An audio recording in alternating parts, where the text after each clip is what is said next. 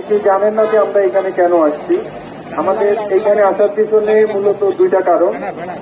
প্রথম কারণটা হচ্ছে প্রাণ আরএফএল কোম্পানি কর্তৃক নিজ প্রতিষ্ঠানের নিয়োগকারী যত কর্মচারী আছে তাদেরকে বিভিন্নভাবে প্রত্যক্ষ বলেন পরোক্ষ বলেন তারা প্রত্যেকটা ভাবেই ধর্মীয় অনুভূতিতে আঘাত দেয়, ধর্মীয় কাজে বাধা দেয়। যদি এটা ডিটেলস বলতে হয় তাহলে বলবো, যদি নামাজ থেকে শুরু করি, আমাদের মুসলিম উম্মার যে সর্বশ্রেষ্ঠ যে ব্যাপারটা নামাজ, তারা নামাজে পর্যন্ত বাধা দেয় এবং এর যথেষ্ট রকম এভিডেন্স আমাদের কাছে আছে। যদি এই নামাজে বাধা দেওয়ার পরিপ্রেক্ষিতে আমাদের কোনো ভাই কথা বলে, সেই ক্ষেত্রে তাকে ইনস্ট্যান্ট ক্লোজ করা হয়। এবং যখনই আমরা এটার ব্যাপারে কথা বলা হয়েছে, দুই পাশে দুই যে ভাই দেখতেছেন, এনারা প্রাণ আরএফএল গ্রুপের রেইনবো গ্রুপের শোরুম ম্যানেজার, উনি বনশ্রীর, উনি গাউসিয়া। আমরা যখনই এটার ব্যাপারে কথা বলা হয়েছে তখনই এদের দুই ভাইকে ইনস্ট্যান্ট ক্লোজ করা হয়েছে, যেটা কোনো কোম্পানির রুলস বলেন, সাংবিধানিক রুলস বলেন, দেশের কোন রকম রুলসের তোয়াক্কা এরা করে না।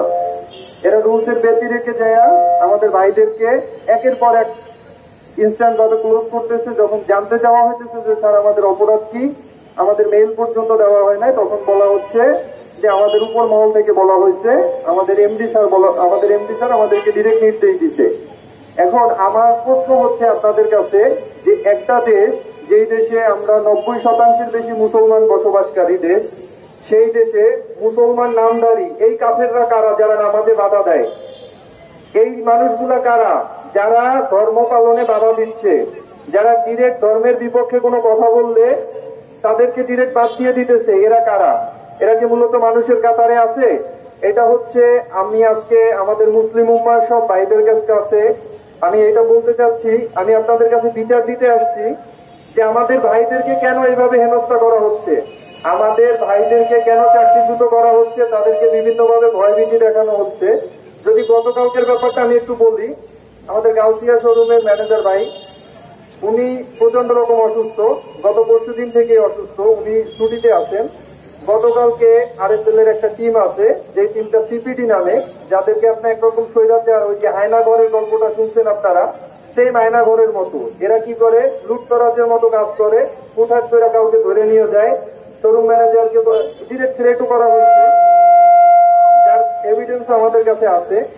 তার শোরুমটাকে সিলগালা করা হয়েছে, একেবারে বেআইনি ভাবে তার কাছ থেকে তাকে চাকরিচ্যুত করা হয়েছে, কোন রকম কোনো এভিডেন্স, কোন রকম কোনো কিছু ছাড়া, কোন রকম অফিসিয়াল মেইল ছাড়া তাকে চাকরিচ্যুত করা হয়েছে। এটা কেন করা হয়েছে? তারা ধর্মের যখন নামাজের কথা বলা হয়েছে এটার প্রতিবাদ করছে, প্রতিবাদ করার পরে তাদেরকে চাকরিচ্যুত করা হচ্ছে এবং বিভিন্নভাবে হেনস্থা করা হচ্ছে।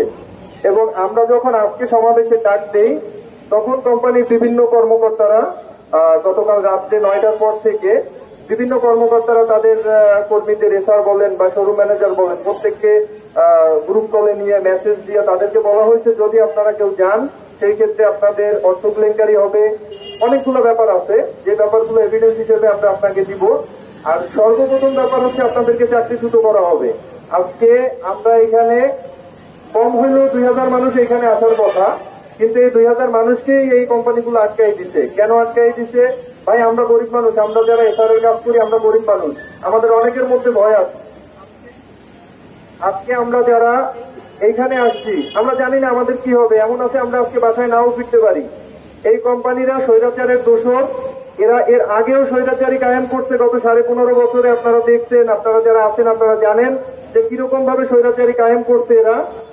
এখনো তাদের সেই রক্তের যে ধারাটা, এই ধারাটা এখনো তাদের যায় না, স্বৈরাচারী সিস্টেম এখনো আছে। একটা ধর্মীয় উৎসব দেখাইতে পারবেন না, একটা রাষ্ট্রীয় উৎসব দেখাইতে পারবেন না যেটাতে আমাদের বিক্রয় প্রতিনিধিদের ছুটি থাকে। এবং প্রত্যেকটা শুক্রবার যদি আপনারা মার্ক করেন, 15 তারিখের পর থেকে যতগুলো শুক্রবার থাকে মাস্ট বি আপনাকে ডিউটি করতে হবে। ম্যাক্সিমাম কোম্পানি এরকম করে।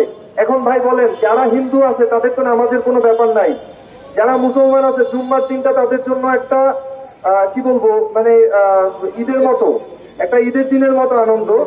তো সেই ক্ষেত্রে এরা শুক্রবারে মিটিং রাখে। এবং আজকেও আপনারা যদি খোঁজ নেন তাহলে দেখবেন নরসিংদী থেকে শুরু করে কুমিল্লা, বিবারিয়া, অনেক জায়গায় অনেক কোম্পানি আমাদের সমাবেশে ডাক শোনার পরে আজকে তারা জোরপূর্বক মিটিং দিছে, আজকে তারা মিটিং করতেছে, আমাদের ভাইদেরকে আমাদের সাথে আসতে দেয় নাই। আমার প্রশ্ন হচ্ছে এরা কি কায়েম করতে চাচ্ছে? 90% বেশি মুসলিম দেশে যদি নামাজে বাধা দেয় তারপরেও যদি আমরা চুপ থাকি, আমরা কারা আর যারা বাধা দিচ্ছে তারা কারা? আমরা কি কাফেরদের দলের লোক? আমরা কি মুনাফিক? আমার প্রশ্ন হচ্ছে, এই প্রশ্নের উত্তর বাংলাদেশের বর্তমান প্রধান উপদেষ্টা যিনি আছেন স্যারের কাছে বিনীতভাবে অনুরোধ থাকবে, আলেম সমাজের কাছে আমার অনুরোধ থাকবে যে ভাই আপনারা এইটাকে দেখেন, এইটাকে একটু ডিপলি চিন্তা করেন, আজকের দিনটা চিন্তা করেন। আমরা 3 কর্মদিবস দেখবো। আপনাদের কাছে অনুরোধ থাকলো, হাত জোরে অনুরোধ করলাম যে 3 দিনের মধ্যে আপনারা এটা ফয়সলা করবেন। আর এই যে মুনাফিক কাফেররা আছে এদের বিচার আপনারা রাস্তায় করবেন। আমরা জানি না আজকে আমরা বাসায় ফিরতে পারবো কিনা, কারণ আমাদের কাছে বিভিন্ন রকম হুমকি আছে, আমাদের কাছে থ্রেট আছে। আমরা কেন আসছি? আমরা আসতে পারবো না, এরকম অনেক এভিডেন্স আমাদের কাছে আছে, প্রয়োজনে আমরা দিব।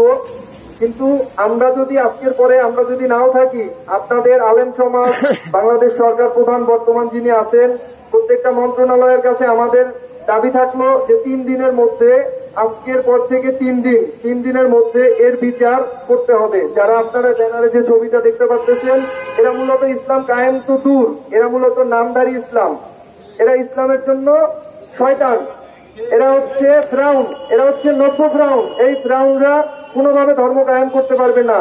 আপনারা যদি একটা সহজ হিসাব করেন যে 93 জন শতকরা মুসলমানের দেশে যদি নামাজ নিয়ে কথা বলে এরা পার পায়, আর এই কোম্পানির বড় বড় সাররা যদি এদেরকে প্রমোট করে, তাহলে আমরা যারা হিন্দু আছি, যারা বৌদ্ধ আছি, যারা অন্য ধর্মাবলম্বী আছি, তাদের এখানে সিকিউরিটিটা কোথায়?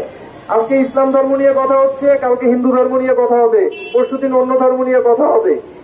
ভাই আমাদের কথা একটাই, আমরা যদি নাও থাকি, আজকে যারা এটা দেখতেছেন, যারা আমাদের সাথে আছেন বা যাদের আসার ইচ্ছা ছিল, যারা আসতে পারেন নাই, প্রত্যেকের জায়গা থেকে রেডি থাকবেন। এই নব্য গ্রাউন্ডের যে যেখানে পাবেন 3